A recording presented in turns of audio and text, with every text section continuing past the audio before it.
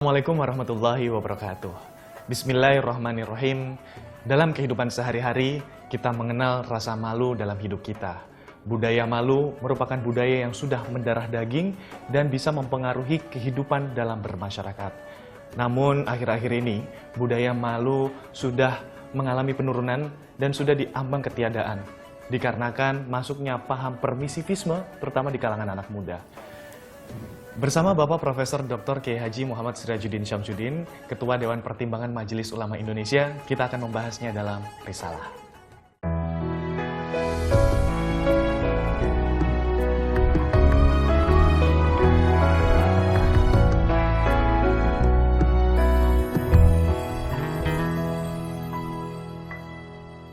Dan pagi ini sudah hadir bersama saya Bapak Din Syamsuddin. Apa kabar Pak?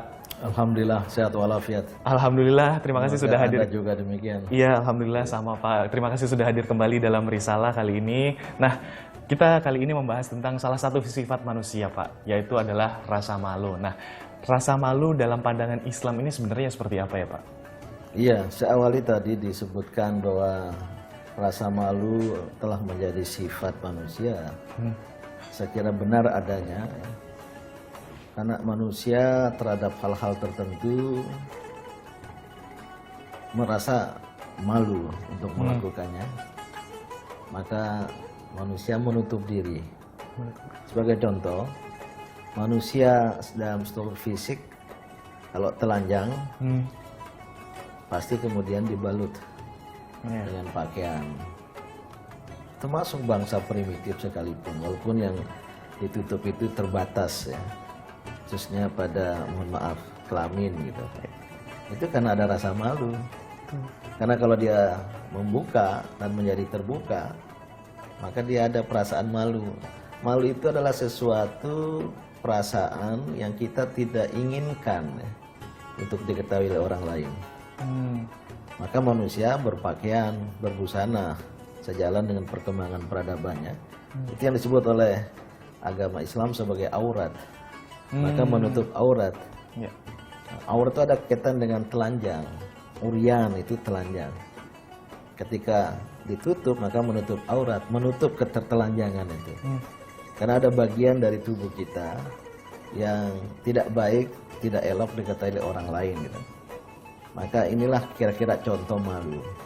Dan oleh karena itu telah menjadi sifat manusia, termasuk di luar ya, menutup aurat, tapi untuk menampilkan perangai yang buruk, seperti tidak sopan, tidak santun, kasar, bengis dan sebagainya.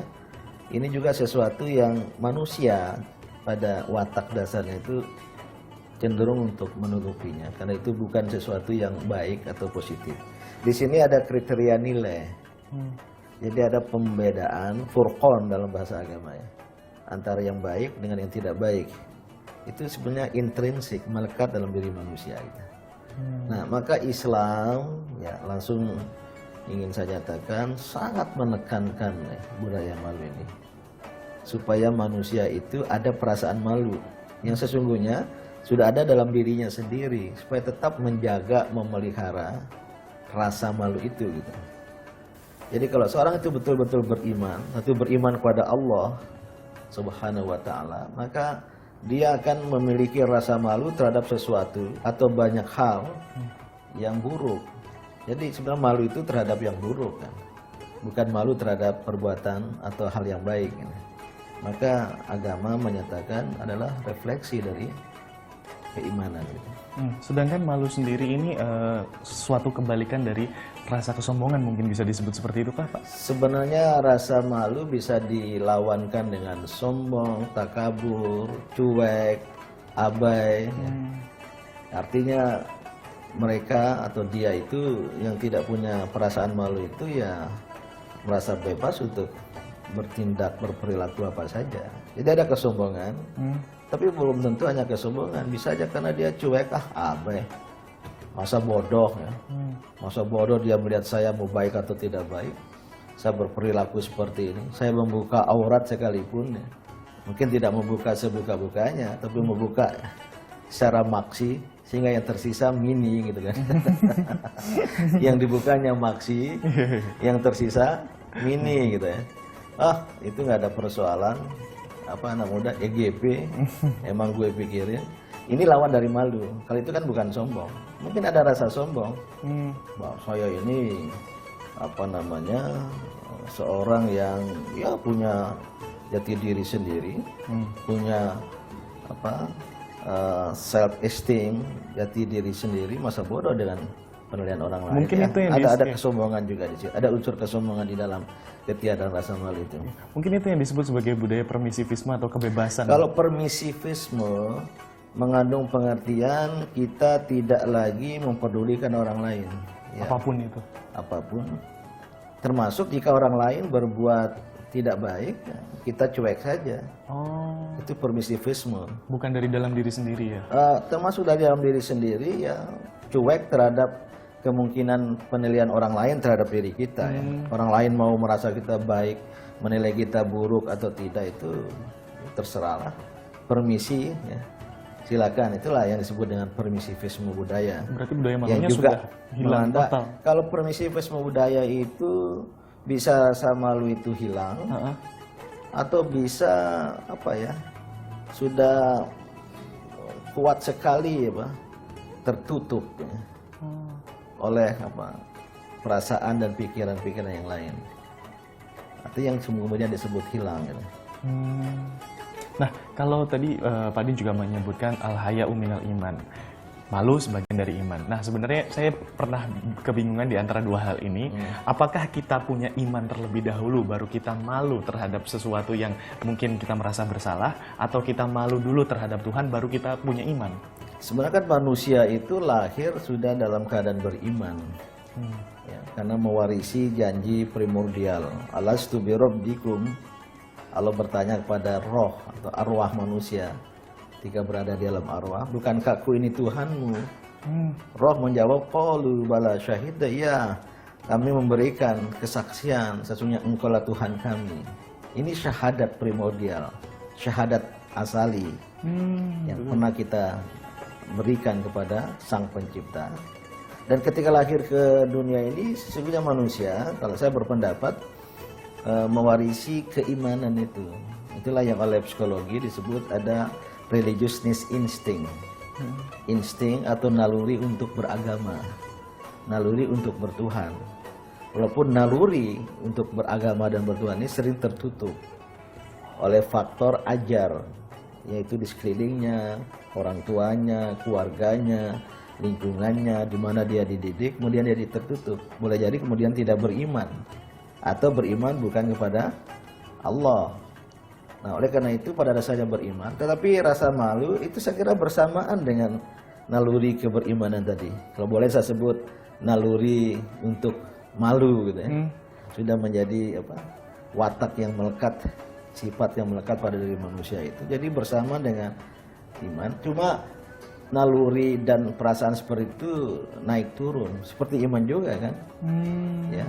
Bahwa iman itu bertambah maupun berkurang, ya yazdat atau yanqus, bertambah atau berkurang.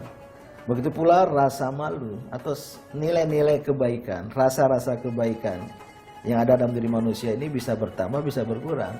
Antara lain rasa malu, bisa menebal rasa malunya, bisa menipis rasa malunya, bahkan bisa tergerus dan kemudian hilang gitu.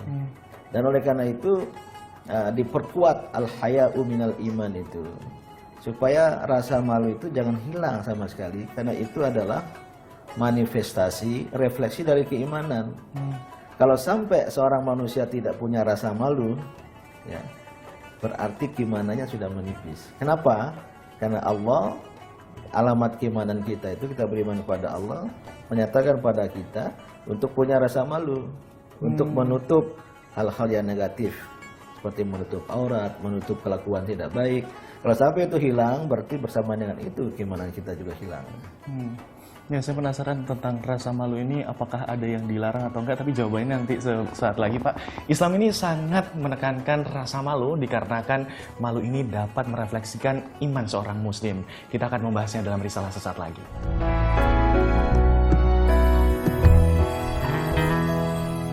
Mufti, Anda masih kembali lagi dalam Risalah. Tentunya saya masih bersama Bapak Din Syamsuddin.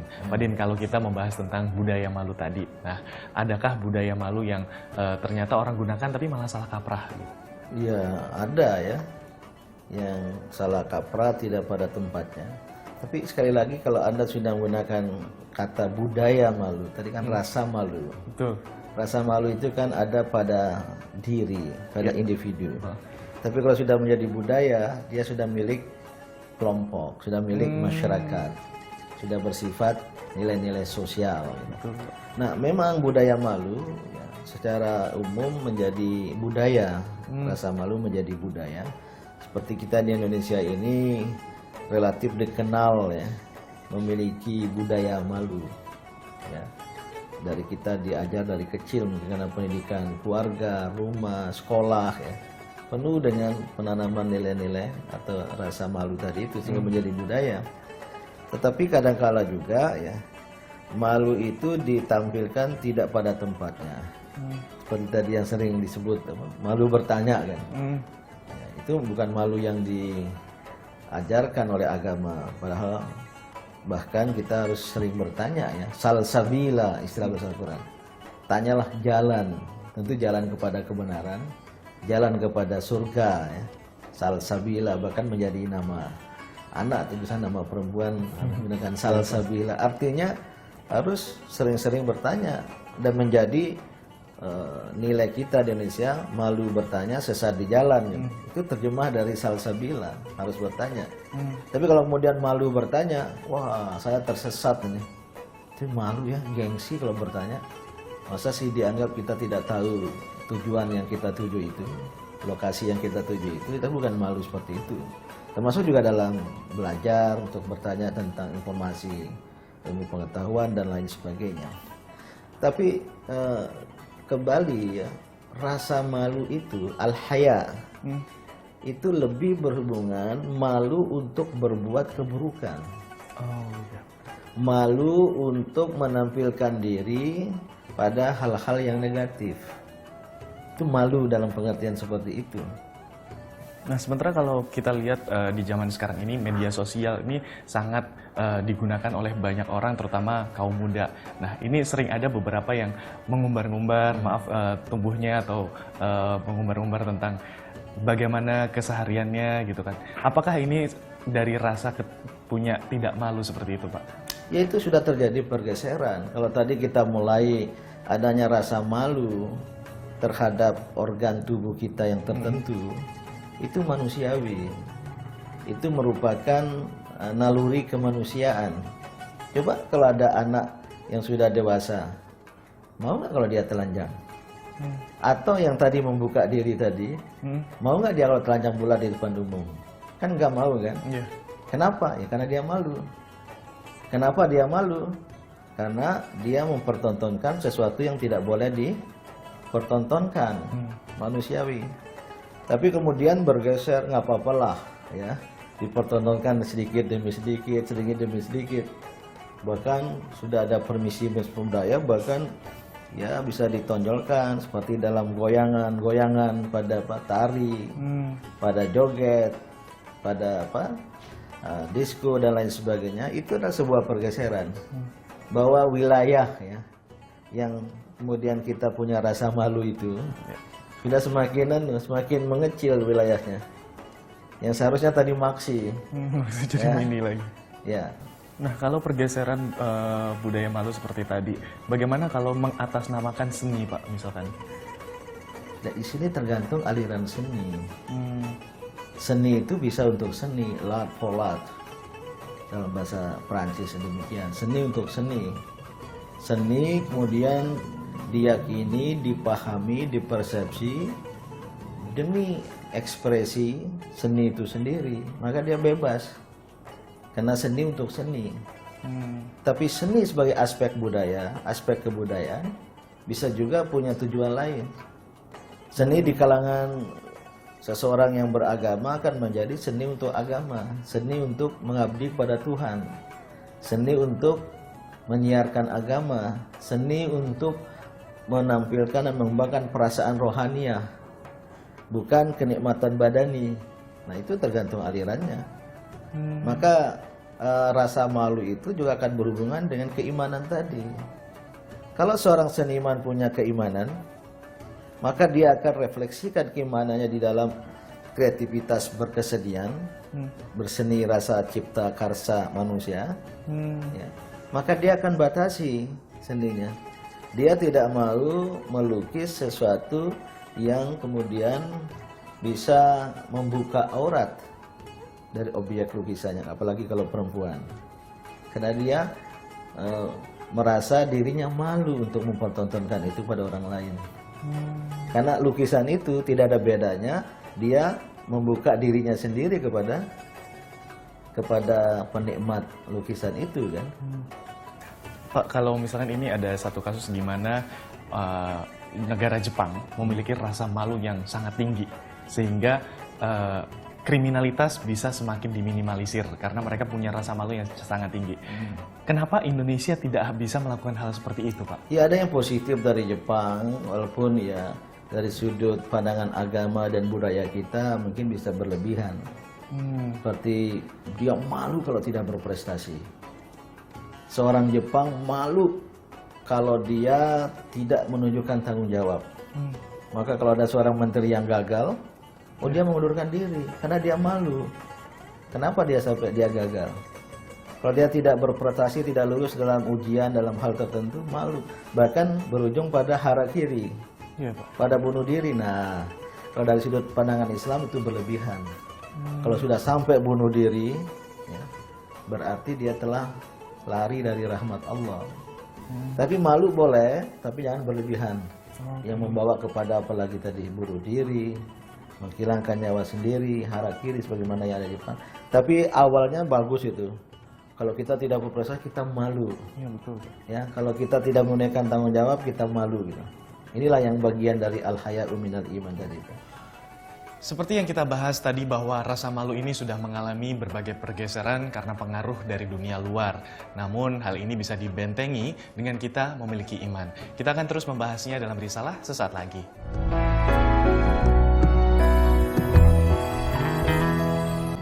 Terima kasih Anda masih dalam risalah dan kita masih membahas tentang budaya malu atau rasa malu yang dimiliki oleh manusia dalam kehidupan sehari-hari dan masih bersama Bapak Din. Tadi kita membahas tentang bagaimana budaya malunya Jepang. Terus kemudian ini kan rasa budaya malu ini ada yang hablum minallah, ada hablum minannas. Biasanya malu terhadap manusia, ada juga malu terhadap Allah Subhanahu wa taala. Nah, ini Islam memandangnya seperti apa? Seharusnya berhimpit karena hablum minallah, hablum minannas termasuk ekspresi rasa malu pada manusia kepada Tuhan, pada Allah itu tidak harus dibedakan. Bahwa ada rasa malu pada manusia terhadap hal yang negatif, hal yang buruk, itu karena kita malu kepada Allah. Kalau seandainya sudah tidak ada malu lagi, rasa malu lagi pada manusia, menyangkut hal-hal tertentu, seperti tidak menutup aurat, sebenarnya dia sudah tidak malu lagi pada Allah. Jadi berkorelasi, berhimpit. Maka oleh karena itu rasa malu kita atau malu kita kepada manusia itu karena kita malu pada Allah. Dan malu pada Allah itu harus menjadi pangkal. Ya. Ini relevan dengan sebuah semacam pepatah ya. Kebetulan dari daerah saya. Yang sekarang menjadi etos yang ingin dikembangkan lagi. Ya. Dalam bahasa Sumbawa, bahasa Samawa itu ya berbunyi takit laku nenek. Takit itu takut, laku nenek. Nenek itu ekspresi dulu Tuhan. Takut pada laku nenek, takut kepada Allah. Ya. Kangila buat leneh, malu berbuat buruk. Nah, jadi kalau bahasa Indonesia kan takut kepada Tuhan, malu berbuat buruk. Artinya kalau kita takut kepada Allah, taqwallah, maka kita akan malu untuk berbuat yang buruk, yang negatif. Itulah al-haya'u minal iman.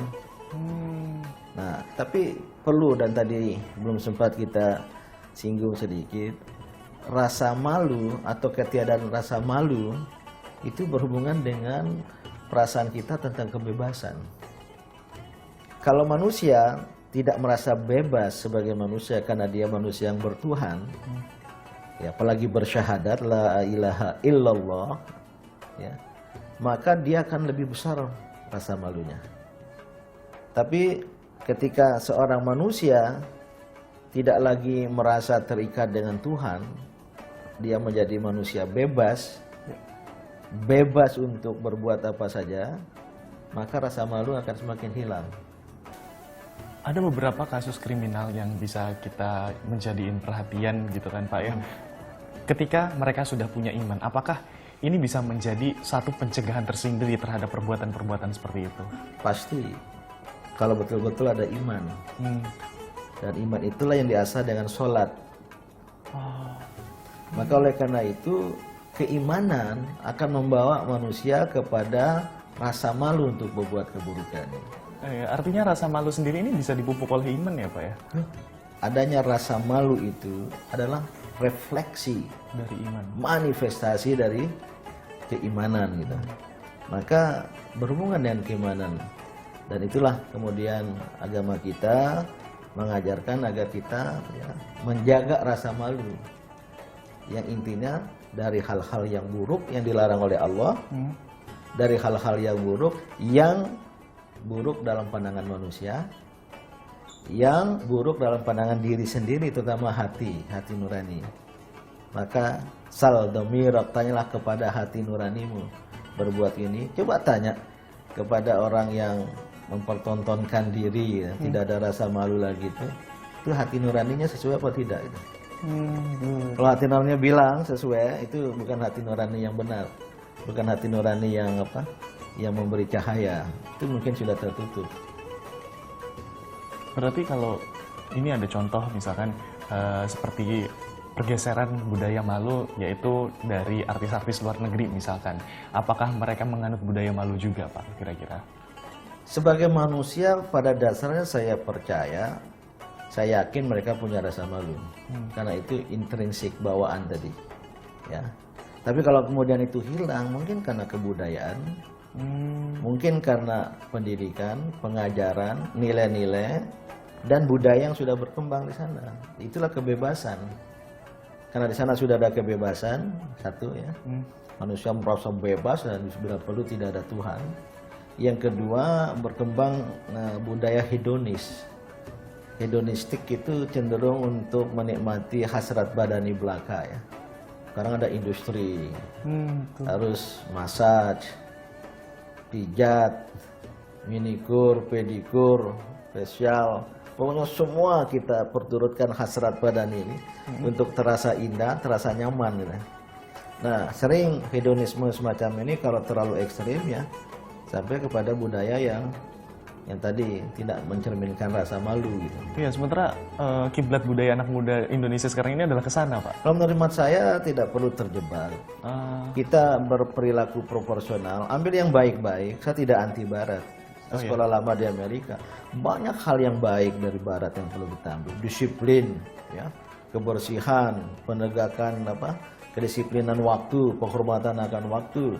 Tapi kalau kebebasan budaya, hubungan laki perempuan, ya itu mungkin bukan sesuatu yang harus kita ikuti ya.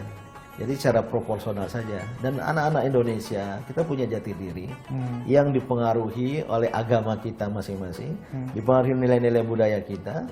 Saya kira kalau itu dikembangkan relevan dengan masyarakat dan era modern dosa ini. Iya, saya setuju sekali dengan hal itu, Pak, karena basic dari budaya kita sendiri ini sudah cukup kuat sebenarnya. Ketika kita dari kecil ini sudah diajarkan nilai-nilai dan norma-norma yang bisa dicontohkan dari orang tua kita. Dan rasa malu terhadap Allah perlu dijadikan pangkal, sebab rasa malu terhadap Allah ini akan membentuk kepribadian manusia itu sendiri yang merefleksikan iman mereka. Semoga Allah Subhanahu wa Ta'ala memberikan hidayah demi hidayahnya untuk kita semuanya. Amin ya robbal alamin. Kita akan bertemu di episode selanjutnya dalam Risalah Informasi Islami Jiwa Muslimin Sejati. Wassalamualaikum warahmatullahi wabarakatuh.